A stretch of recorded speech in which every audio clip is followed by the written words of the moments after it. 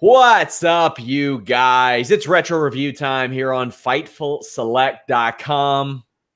It's a good time, and we've got Money in the Bank 2011. I'm going to try to give you all a little more background information on what leads up to these as well. But I'm joined by Mr. Warren Hayes. Warren, how you doing? I'm doing well, Sean. It's fun to be here again, and especially reviewing one of the top tier WWE pay-per-views, one that people remember with great fondness, that I hadn't watched in a while, and by God, it's good to remember, to be reminded. There we go, to be reminded just how fantastic this show is. Everybody refers to the Big Four, meaning Royal Rumble, WrestleMania, Survivor Series, SummerSlam, and it used to be the Big Five with King of the Ring because those were the OGs. But I have been told within the last, or just over the last couple of years in WWE, they consider their Big Five to include Money in the Bank.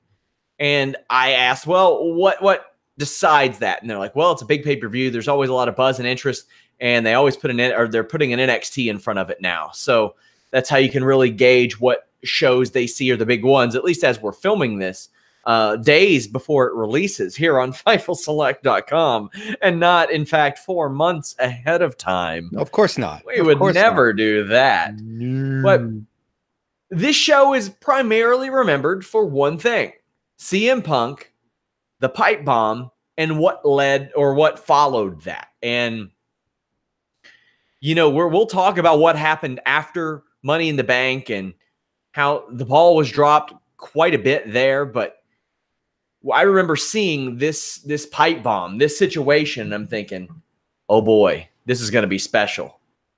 And it did. And, you know, it had been a while since WWE had pulled off an angle based in reality. You know, the kind of angle where you're really wondering, is this real? Or is this still part of the story, where it's so blurred because CM Punk was a well-known discontent. His discontent was well-known. His attitude towards management was fairly well-known. So there were a lot of questions, you know, leading into the pay-per-view. How was this going to be handled? And especially with the result after, you know, it was a fun time because they really played it. They played it really, really well. We didn't know what was going to happen. This was a big turning point for me. There were a couple of moments, one being the Nexus's debut. I was like, okay, maybe this will be the change of things, because I've been very outspoken between, I think, 2004, 2005-ish to about 2009. On national TV, I considered TNA Impact the must-watch. That's the show I couldn't miss every week. Not WWE Raw, not SmackDown, not whatever the hell Ring of Honor was on HD Net. I don't know what the hell they were on then. This is the show, or Impact was the show that I was like, I can't miss that.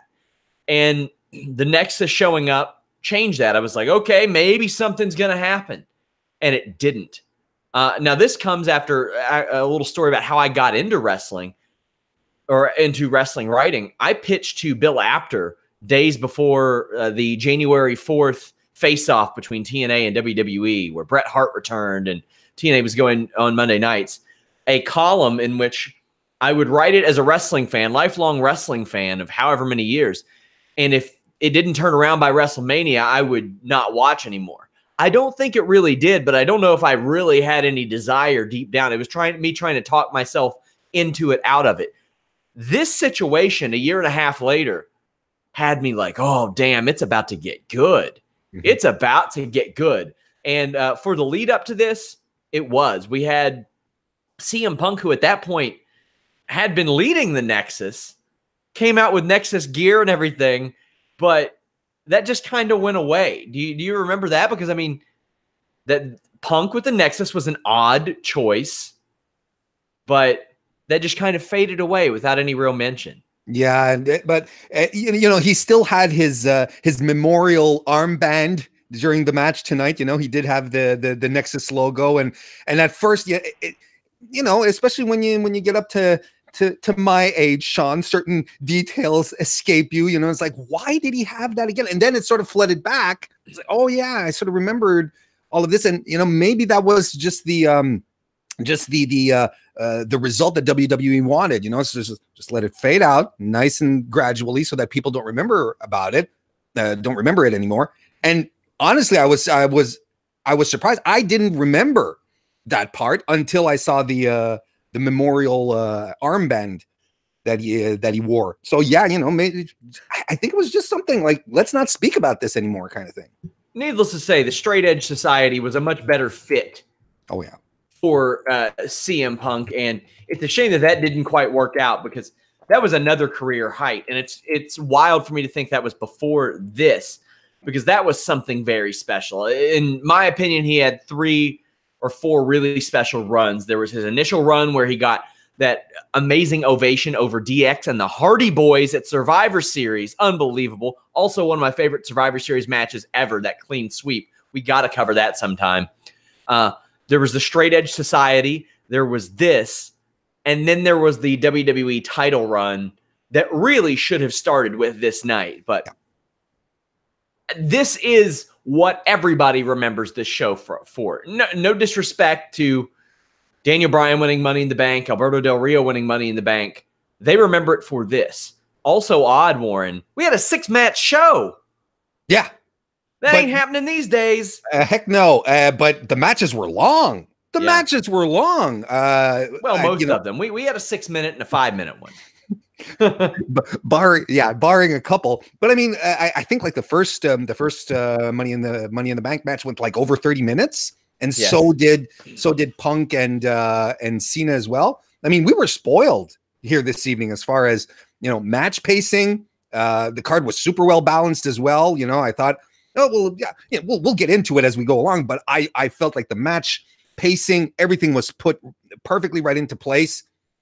I just would have preferred a better commentary team, but that's just me. Yeah. So this was shortly after. This was the second edition of Money in the Bank. They had moved on from the WrestleMania Money in the Bank ladder match, which had become a tradition in the years prior, and a damn good one. And, a lot of people say, oh, these shows don't need gimmicks all the time. I think this one was ready-made. It outgrew its spot on WrestleMania to the point to where I always sell Royal Rumble as this overwhelming sense of optimism. There's a lot of that with Money in the Bank too, Warren. If you need to push the reset button on something, if hypothetically speaking, you've got the title on Jinder Mahal and you go, I want a sensible way to get it off there. You have a guy win and then he can immediately beat Jinder Mahal the next night. You can reset a lot of things. You can do a lot of things. It's a running storyline. Unfortunately, what WWE has often done is they set on those people. Let's first talk about the concept of the pay-per-view, because quite frankly, I think it makes a lot of sense. It makes a lot more sense than running Hell in a Cell, which everybody knows is coming up, doesn't have any stakes added to it, and is just something that it's an excuse to get people in the cage. Yeah, no, I agree. That's absolutely right. And like you said, it's a perfect moment to showcase talent, even if they're not going to win. You're still in a position where you can put people in the match and they'll have their moment. They'll be able to do something really, really fun. And as far as the reset button goes, that's exactly what it is. It's like what the G1 is for New Japan, essentially, right? It's like you put all your guys in there, you try some stuff out, and when we come out at the end, well, there you go. We have a built-in feud set up. We have something looming over our heads, something for fans to speculate about as well. I mean, the concept, like you said, had definitely outgrown WrestleMania. It was more than time for it to have its own shining moment here. And honestly, it's come to a point where because of the stakes, because there are title stakes attached to it, it's just as exciting as Royal Rumble season, because then after, and even to a certain extent,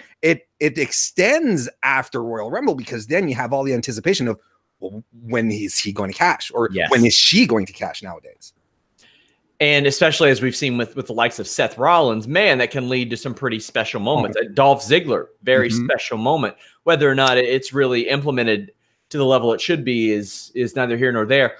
This match started off with 6 people in the 2005, 2006, and I think by 2007, I think Mania 23, they had moved it up to 8. Does that bother you? Does that affect you? To me, initially, I was like, oh, that's going to be a lot of people, but I'm okay with this being the absolute car crash, but I want to know what you think. Yeah, I think we had 2 examples tonight of why it can be fun to have 8 people and why it's not so great either. Because we have 2 very different types of Money in the Bank matches. One which is absolutely fantastic. The other one which is a lot of fun as well, but is much more in the, oh man, look at all these bodies running into each other kind of situation. So I'm glad that they've trimmed it down since, because I think it's good for those involved to have more time attributed to them hitting their spots, getting some shine. But as far as the first Money in the Bank match went to on this pay-per-view here, the first one, the opening one, man, that was there was just enough people. It was fantastic. I remember being so excited about this this pay-per-view because of this CM Punk thing, and it was stacked with a couple of Money in the Bank matches. I was like, it's going to be incredible. Randy Orton and Christian had some good chemistry at the time. Mm-hmm. But if there's one thing that I took away from this show, it's that in 2019, as we film this, the quality of in-ring has drastically improved even since 2011. And in the first, just think about who's in, like, if we're talking about the first match, the first Money in the Bank match, you have Daniel Bryan in there. You have Justin Gabriel, Hunico, the Hunico Sin Cara is there. Cody Rhodes. Hunico Sin Cara? I thought it was the original. No, I think it's Hunico. I'm pretty sure. I'm going to find out. But first off, we got to talk about how much ass Justin Gabriel's theme was. That thing was garbage, man. I appreciate your use of French here. But mostly, like, there were a bunch of people whose themes were nothing special. Whoo, boy. So many of these were generic. Yeah. I thought you had found something astounding doing a bit of research on Hunico. That is not the Hunico version. That is really? Yes, that is Caristico. Oh, okay. Well, I stand corrected. You do stand corrected, actually. Damn right. For this time, this match was so much different than everything else in WWE because they were still kind of on that slow it down type of mentality. By the way, Daniel Bryan won this Money in the Bank ladder match, beating Cody Rhodes, Heath Slater, Justin Gabriel, Kane, Sin Cara, Sheamus, and Wade Barrett. If you all aren't familiar with my match rating system, I go 1 to 10, starts off at a 5, slides up or down. It's kind of hard to get below a 5. If you have a passable Raw TV match, it's going to stick there at a 5. And really the biggest jump is from 5.75 to 6, where I consider it recommended viewing. This did hit 6 for me, but man, this was not the ladder match I remembered. It really, beyond a lot more, seemed like move, move, move, move, move, and it didn't flow together the way that I remembered. However, there were some things that I really loved. Heath Slater's 360 plancha. I remember being impressed by that as it happened, Warren. That was cool. That was really cool. There were a lot of high flying spots here, and it's fun to look to look back and see Heath Slater still like in the thick of things, not in the position that he is in today. However, I do want to point out that I think his aesthetic choice as far as his hair and facial hair goes these days is vastly superior to his flowing Ken doll mop that he had going. Also, the original Sin Cara in this match has one of his better WWE performances in my estimation, including the spot of the match where he got powerbombed through a ladder that was bridged between a table and a ring apron, in which Michael Cole said, "Bent the steel ladder." Sawdust came flying out of that steel ladder, Warren. What are you talking about? That it just, I did say that I wanted a better commentary team when we started this pay-per-view. I also really dug the Spanish fly off the top rope that he hit on Daniel Bryan.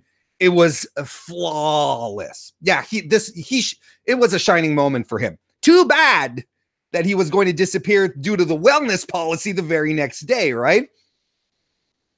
So, Yeah, it was the next day. I think so. I think it's July 18 that they announced he was suspended. They did the injury angle to explain that. He was going to need some time off anyway. After that one, that was brutal. I thought that this match went far too long. This went 24 and a half minutes. The other ladder match went 15 or 16 minutes. This could have been a cool 18, 19 and maybe had another match on the show. You could have had a 7th match on this show. You could have had, Big Show and Hornswoggle who were on the poster. I don't know if you remember, like dressed up like as a couple of pirates that had a book open that had magical lighting coming out of it, and you had wrestlers, you had ladders coming out of the book. I don't know if you remember that poster. Hornswoggle wasn't even on the show. That's true. Yeah, that weird poster. It was weird. Man, I give more leeway to spot fest matches like this. It just really did seem like spot after spot, move after move with not a lot of story. And I still do need some story in this. For the era, it worked, and I liked it a lot more than I did today. Daniel Bryan ended up picking up the win and got a huge reaction as a result. Overall, pretty solid Money in the Bank match. More solid than Kelly Kelly with Eve Torres successfully defending the Divas Championship against Brie Bella along with Nikki in just under 5 minutes. I give this a 4 out of 10. The Bella twins looked like twins back then. Yeah, they did. Matching gear like to a T. Wasn't like variations off of each other. It was absolutely perfect. And Kelly Kelly just looked like Kelly Kelly. Yeah, I got to give her credit for when she did the handstand on the apron and got pushed off that bump to the floor. That was nice. That was a nice bump. And I bust Kelly Kelly's balls a lot, but she needed an NXT really bad. That would have helped. But you know what else would have helped, Sean? A lot of people, when we talk about the evolution of women's wrestling, we talk about the Divas era, and especially recent. Well, I don't want to. I know we don't want to put these in a period of time, but not too long ago, Paige had gone on record saying that WWE never held the women back, right? And to a certain degree, I do understand what she means, but when your commentary team isn't even bothered to put the action over, and when your color guys, all they're doing is commenting on how if these girls don't stay in line, I'm gonna have to spank them. You just look over here, Kelly, just give me, or Brie, just give me a look and I'll know what to do. There's a reason maybe that the audience didn't care all that much about women's wrestling back then. And it's because we weren't asked to care. We weren't guided in to care. And Vince McMahon couldn't be arsed to care. Yeah. You couldn't. I think that Eve Torres could probably put on a good match these days because she's got the jiu-jitsu background. She was brought in as a model. Kelly Kelly brought in as a model. Can these people become good wrestlers? Yes, but they weren't provided with the right type of situation to do that. Kelly Kelly's first WWE match also featured the Sandman and Tommy Dreamer. She would then go and work 2 matches in OVW before them saying, you know what? I think she's TV ready again. Let's get her back on the house show loop. Let's get her on December to Dismember. Her 4th or 5th match ever was on a pay-per-view event.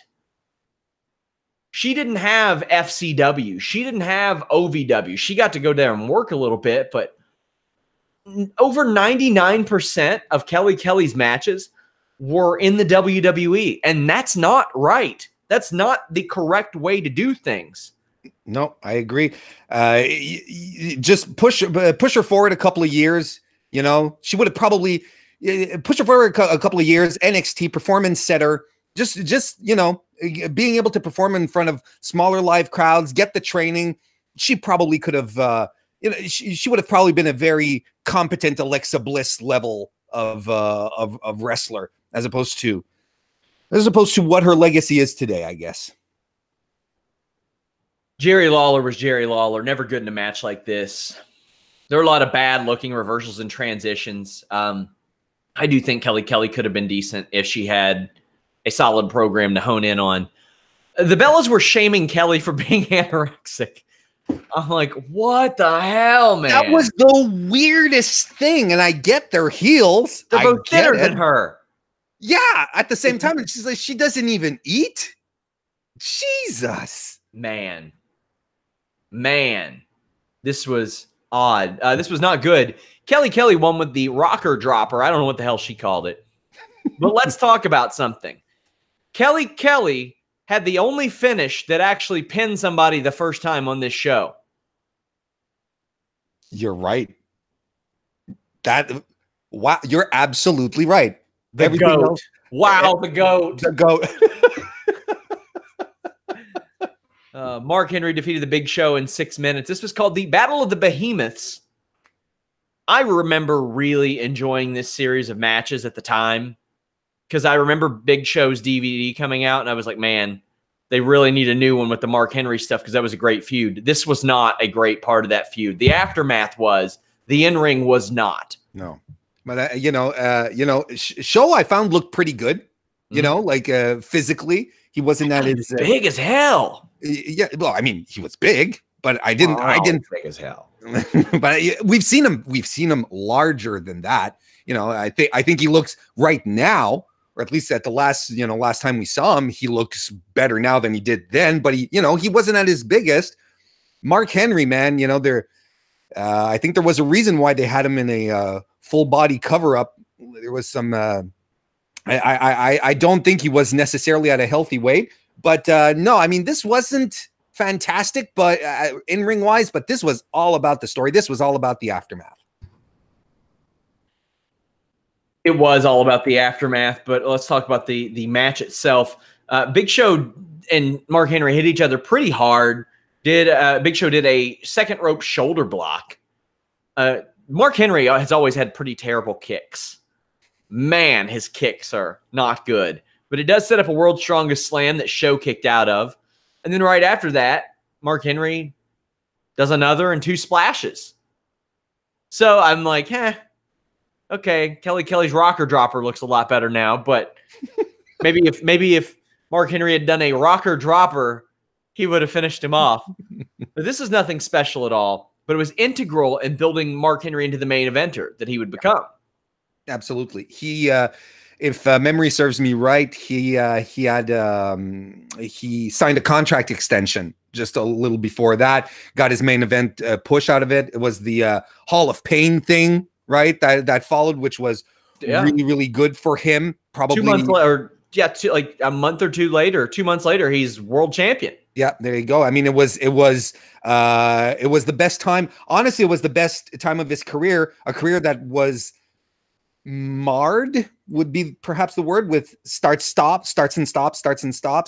It was nice to them. It was nice to finally see him get a follow through after what he was in the company like 15 years at that point. 96. Yes. So yeah, I mean, it was good. It was good for him to finally get the push that he should have gotten, I guess. And I mean, obviously, Mark and Big Show, they got to like working with each other at this point. They've worked with each other over 150 times in their career, which is an amazing number. It's just insane. And this feud would continue after Mark Henry Pillmanizes Big Show's ankle with a Vader bomb. I loved it. Just stomped away. This was great. That was fantastic. I was all about the angle. The match was what it was. But when he did the Vader bomb, and the camera angle was perfect. Yeah. It looked like his leg was crushed. Show sold it like he had been run over by a bulldozer. It was astounding stuff. And then he'd go and do it again on Raw, I think the next night. Anyway, like this was part of his thing now, where he'd just snap people's legs. Man, the angle at the end was amazing. This feud would continue virtually through WrestleMania season. Mark Henry would win the title, defend it against Big Show on several pay-per-views. Big Show won it, and then Daniel Bryan would cash in his Money in the Bank at TLC. But those three would be involved in a match at Royal Rumble. So after a few months off, Big Show would resume this feud. And that's when I thought they had some good matches. The ring breaking and all that stuff. This was my favorite program of Mark Henry's career. Outside of the John Cena promo, this is a program that I really liked. And really, the best part of it started with this attack on the ankle, Warren. That's what I really loved. Yeah, absolutely. It was a turning point. It was I don't know how much thought they had put into his character development at this point, but that was an ignition. It was just something special. It was just one of these moments that you'd really try to reproduce and probably couldn't do it so successfully. It was a nice little lightning in the bottle, and I'm glad they capitalized on it for Mark Henry. It was fantastic. Very, very good post-match promo. Backstage, we see Vince McMahon and Johnny Ace talking about Punk's lucrative contract offer that he rejected. This was poorly written. This guy's the biggest ingrate I have ever dealt with in my entire life. Well, what did he do? He simply pointed to the door and said, "Get out." I'm like, all right, yeah, sure. Then. I gave that Big Show Mark Henry match a 4.5 out of 10. The angle is a good 7 out of 10 for me. Money in the Bank match, this one got a 6 out of 10 for me. Alberto Del Rio wins, beating Riley, who I had completely forgotten about. Rey Mysterio, Evan Bourne, Jack Swagger, Kofi Kingston, Miz, R-Truth. Let's take a look at where everybody is now. Jack Swagger, Bellator. Truth and Kofi in early 2019 got some good runs. Del Rio practically ruined his career. Don't even think he had wrestled since summer of 18. Evan Bourne in the early part of 2019, after going everywhere, was a highly sought-out free agent. Alex Riley is nowhere to be seen unless you watch an episode of Glow from season 1. The Miz and Ray, the beginning of the year, still on top of their games. Man, it's just wild to see how everybody, because you thought that Alex Riley was on the come up here. He got some good reactions at this point in time. Yeah, absolutely. And like you, I had kind of forgotten about him. But I get, everything that you just pointed out here is really, really interesting to see where everyone's at this point. Kind of interesting to see how a little, well, I wouldn't want to say dead, but Jack Swagger was treading water at this point. There wasn't much of a reaction, and his involvement in this match was very, very low key. I'm really glad that his Bellator career is taken off. I hope he does well in MMA, because he was a guy that I just naturally liked. I don't know why. It's just a charisma thing. I just naturally liked him. I'm glad he's doing well. I do not miss Michael Cole as a heel commentator. My God, we didn't even talk about it before now. Man. I'm bothered that it went on this long, because I looked and I was like, all right, was this the year before they had the match at Mania? And I'm like, no, this was like 4 months after. Yeah, and he's still, cheering for the Miz. Like, I leave that to the color commentary guys, man. Keep the play-by-play guy as neutral, or, just aligned with the baby faces. That's what it's about. Man, it was really, really annoying. It was real bad. I will say, as much as surprised as I was with Heath Slater's dive early, I was equally surprised by Alex Riley's dive over the top rope. I was thinking, damn, man, if you can do that, maybe you should try out an indie run. You're a big dude. That's something a lot of people don't talk about. We're talking about the dive that he did. Sorry, the dive that he did on Swagger, right? I think so. It was over the top rope. Yeah. And I was like, whoa. And Swagger sort of stood there and didn't quite catch him. Like the trajectory, the impact was perfect. And Swagger didn't even catch him. It's like probably didn't expect it. It was probably a surprise to him. Like, hey, Hosscat, didn't know you were doing that one. Another line I do not miss. Start your DVRs now.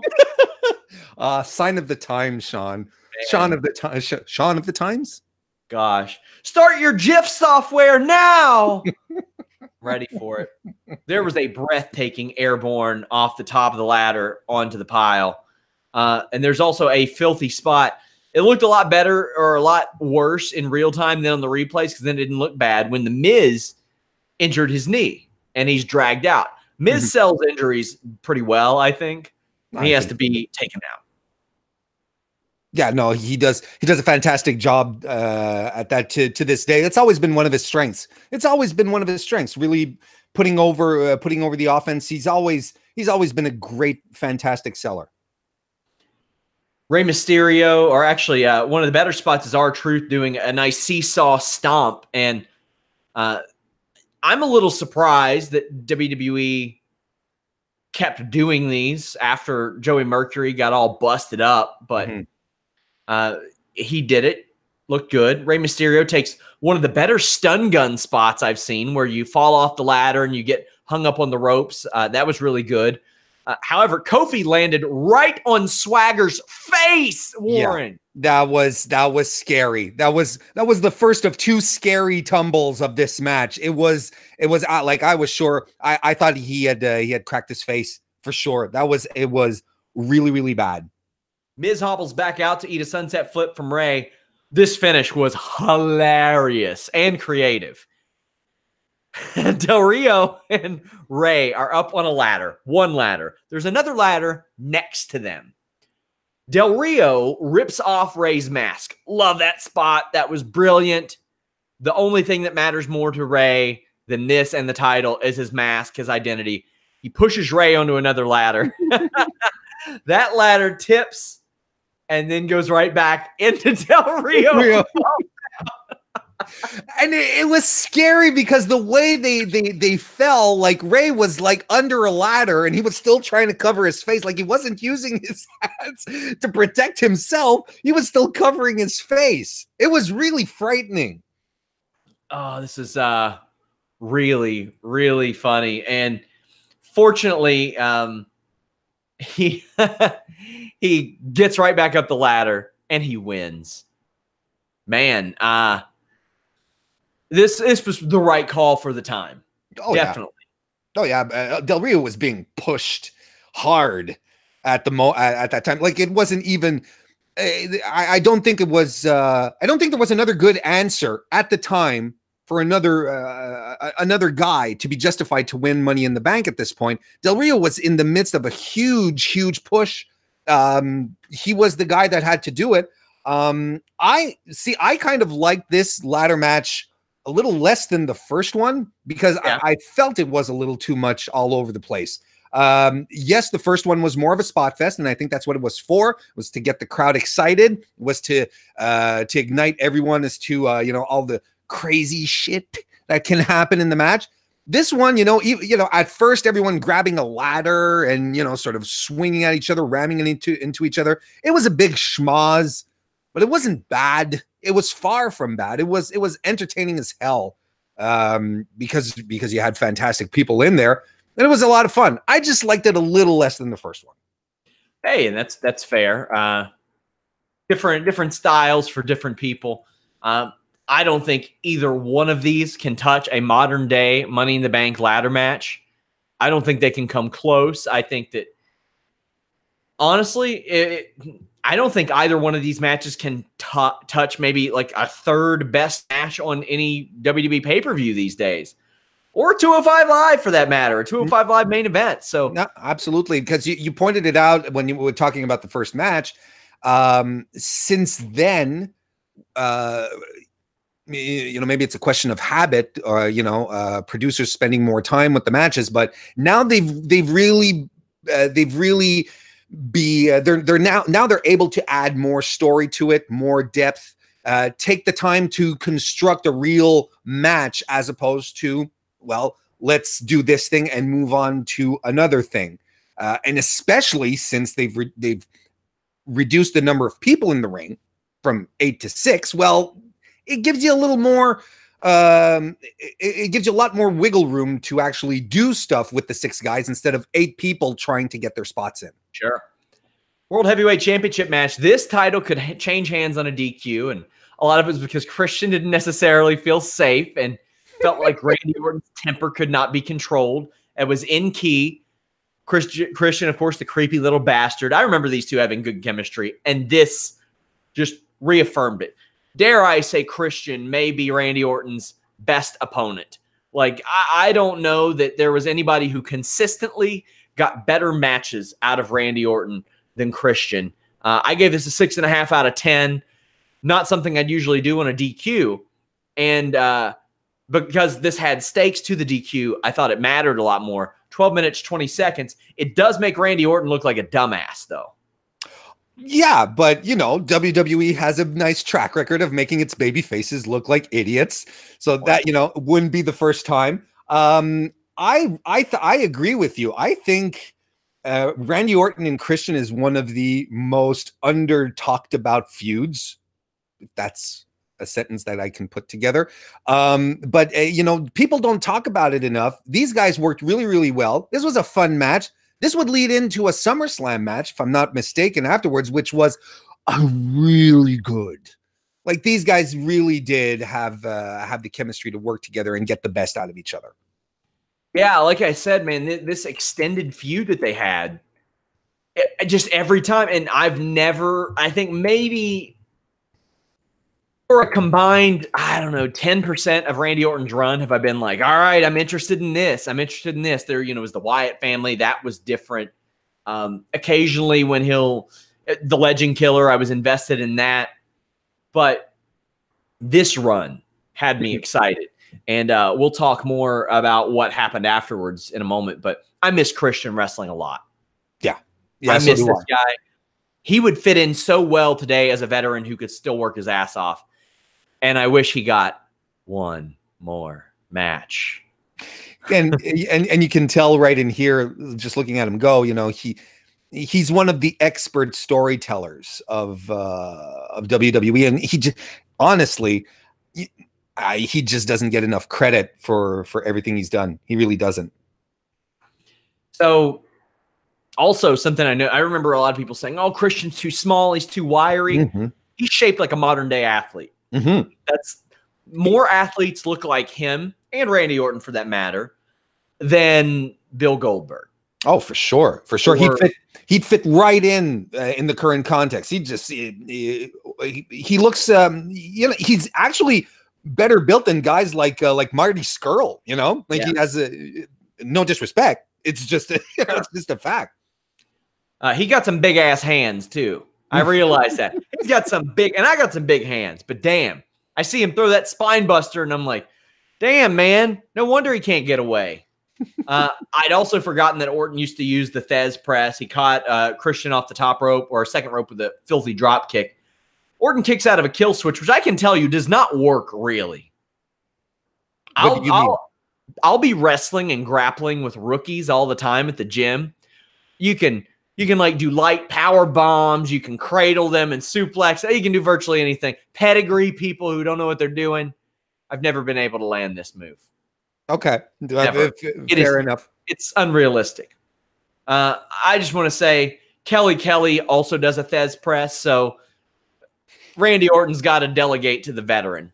So I don't know what Randy Orton thought he was doing on this show, but Kelly did one that Lou Thesz wishes he could do.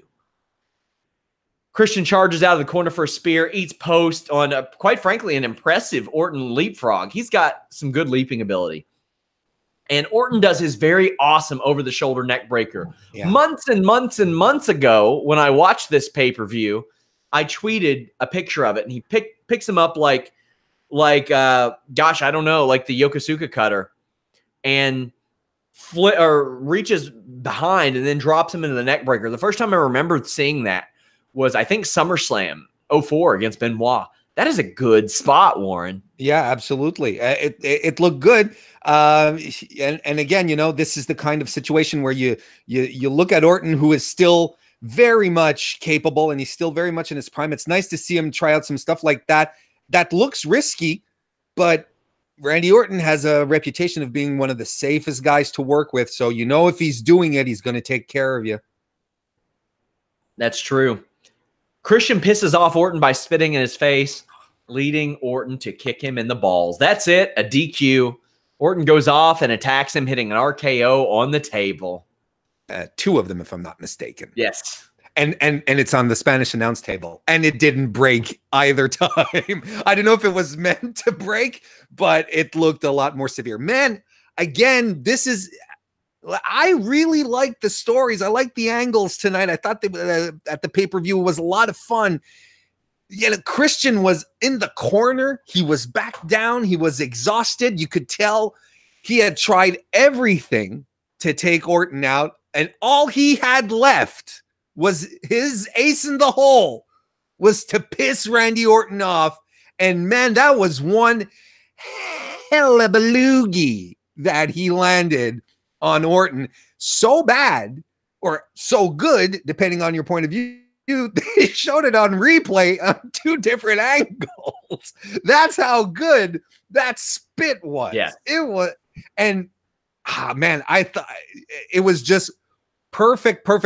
Yes, it turned out to be a DQ, but that was the story you had to take. My only gripe is that Christian didn't get the pin, because he didn't get the pin at WrestleMania. What was it? Was it at No Way Out? Over the Limit, 2011, that they had fought. And I don't think he got a pin there either. Like, that's honestly my only gripe. I really would have liked Christian to get a nice, clean win, but the story here was just so good. It really was.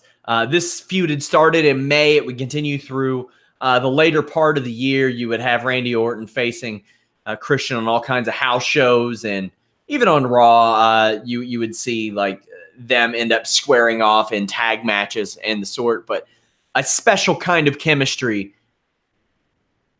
Christian was a great foil to everything Randy Orton was. He played to Randy Orton's best emotions and worst emotions.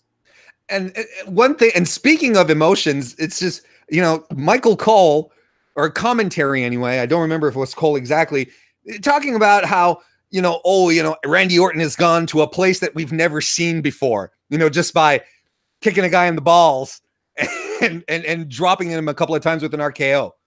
This is the same Randy Orton that RKO'd Stephanie McMahon.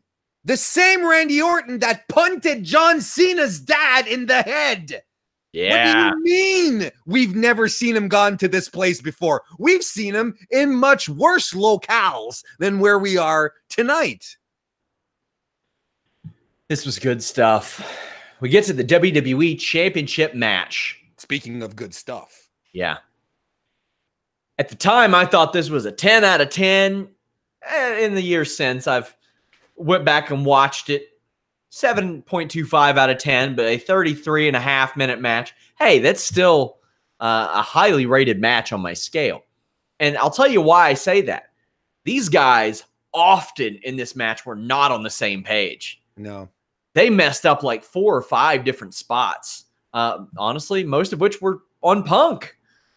Like a lot of it was him.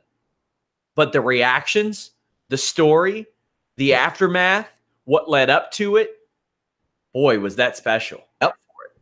If it were any other 2 people in a cold match, this might have hit 6 because of the botches in it. But all this that encapsulated it made me forget about those primarily. Or I definitely did at the time, because I didn't even remember a bad spot in the match. I didn't remember any. I just remembered when we decided that this was the one that we were going to do. I was like, yep, all right, this is going to be a fun time. I was super looking forward to watching the match again. And it didn't disappoint. One of the things I think that made it really, really magical at the same time is the crowd. I mean, like, we talk about how WWE plans, on the fly. Things get decided last minute. Main events get switched around from the main event to the opening match of the card. I don't know how far ahead they planned this out, man, but having this happen in Chicago on top of that, it was just fantastic. The crowd added so much to this match. And, there have been recent examples of live crowds that are completely dead and that do take away from the overall experience. And here you have proof here that when you have a hot crowd who's into something, it will add to you as a TV viewer to be on the edge of your seat. And I am watching something really special, because that was what we got. We did. We really got something special. It had been so long since I had seen a CM Punk match, I forgot the man was athletic. I mean, I knew him as he was a personality for a lot of years because he damn sure wasn't a UFC fighter. No. He was a guy that would show up in a suit sometimes. Like I said, several times these two weren't on the same page, but the highs made up for the lows. Cena suplexes Punk outside to the floor, really good. Punk had some excellent strikes, and they told the story of Cena being the favorite and Punk being the underdog pretty well, even though they did manage to work in the fact that Punk had the hometown advantage. So he was the underdog, but he was a very confident underdog.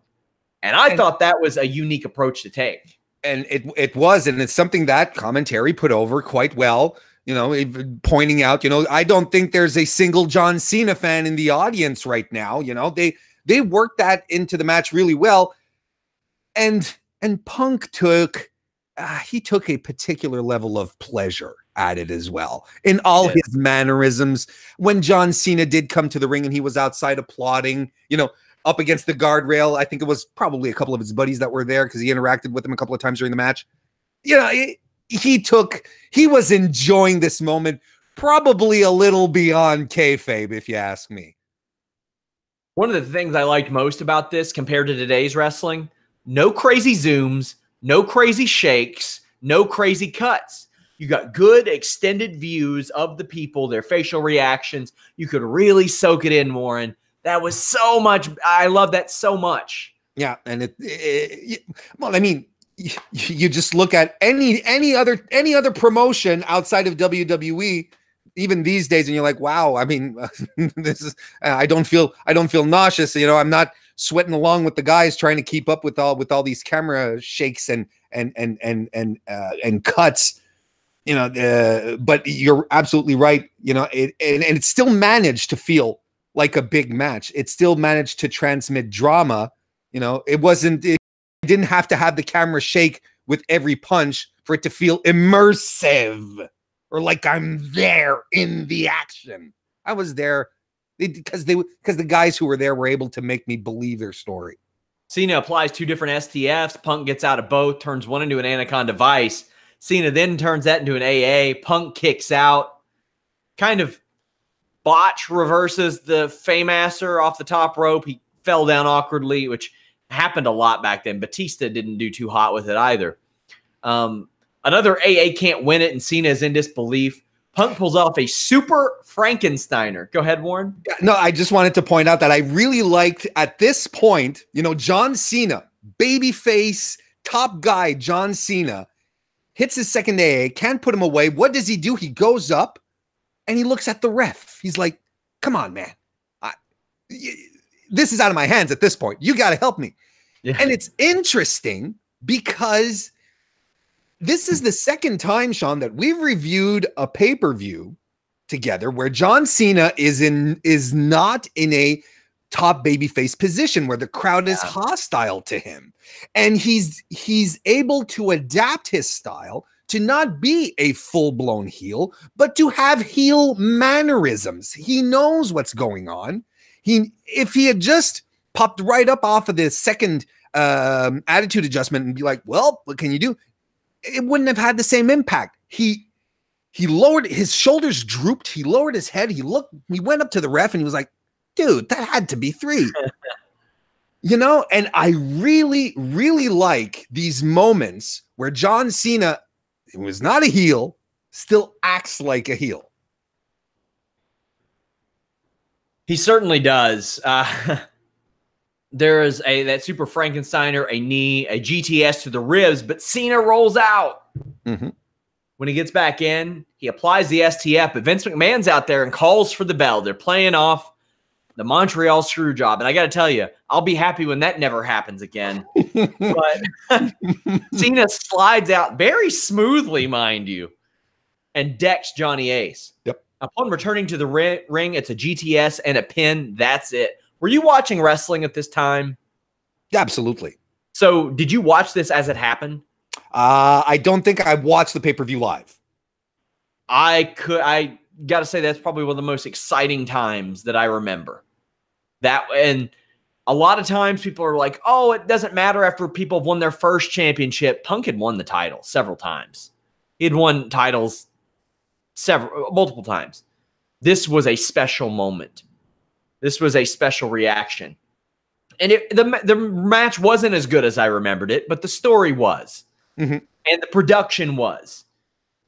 And what would follow was some of the worst WWE storytelling ever, in my opinion. Kevin Nash and Del Rio and Triple H and text messages and all this crap. But Punk should have held this title until WrestleMania 2 years later. I fully believe that he should have held this, and it should have been Punk, Cena, Rock at that WrestleMania. It should have CM Punk being foil to the establishment, being the foil to, I know you want Rock and Cena at WrestleMania. You're not getting it. I'm a part of this. You can't take this title off of me. One of them has to. And then if one of them does, fine. But what'd you think of the finish? Oh, listen, I thought, I don't think it could have ended any other way. I think this was the finish that had to happen. The Montreal screw job reference, I think it was really just to punctuate at the very end, just to make sure we understood that John Cena is still a babyface. Like, he doesn't want this match to end. This match to end on a sour note. He doesn't want a controversy. He wants a nice, clean finish for this. So decks Johnny Ace, but comes back in and basically it was to his own detriment. It was fantastic. The crowd was out of its mind. It just erupted. It was outstanding. And I really liked where they started to go with this, because Punk wasn't on TV for a couple of weeks after that. This was up until this point, because I agree afterwards, then you got like can you overbook an angle? Because that's kind of what happened, like you said, with Kevin Nash and the text messages and all that. But up until this point, this was so perfectly executed, and it was so good, and it was the right call. It was the right ending. It really was. Then what followed was Vince McMahon getting on the headset and saying, "Get Del Rio out of here. Get Del Rio out here." Del Rio came out there and got kicked in the head. Yeah. He wanted him to cash in that Money in the Bank. Now, personally, what I would have done is have Punk pin him immediately. Get us.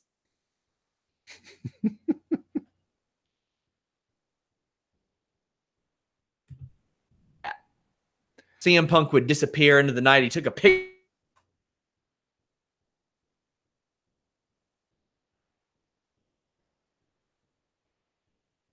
After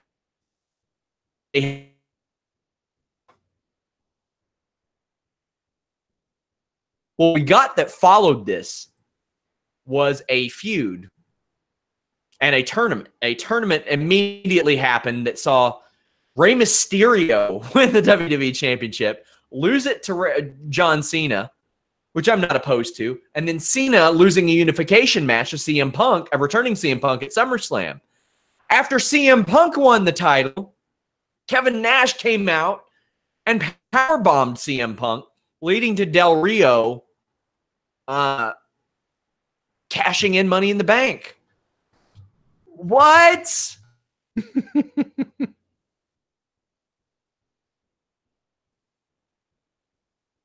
No reason. Some of the most puzzling goddamn booking in WWE history. I'm okay with bringing back Kevin Nash. I'm okay with that. Man, that was stupid-ass booking. CM Punk should have been the champion from this moment and held it until, at the very least, the Rock Cena program. If you want to take it off him, then that's fine.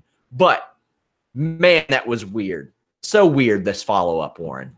Yeah, no, I agree. And your booking makes a lot of sense because it would have just solidified the belt. It would have solidified Punk's status as well. And like you said, he He was anti-establishment. He was a dissident within the company.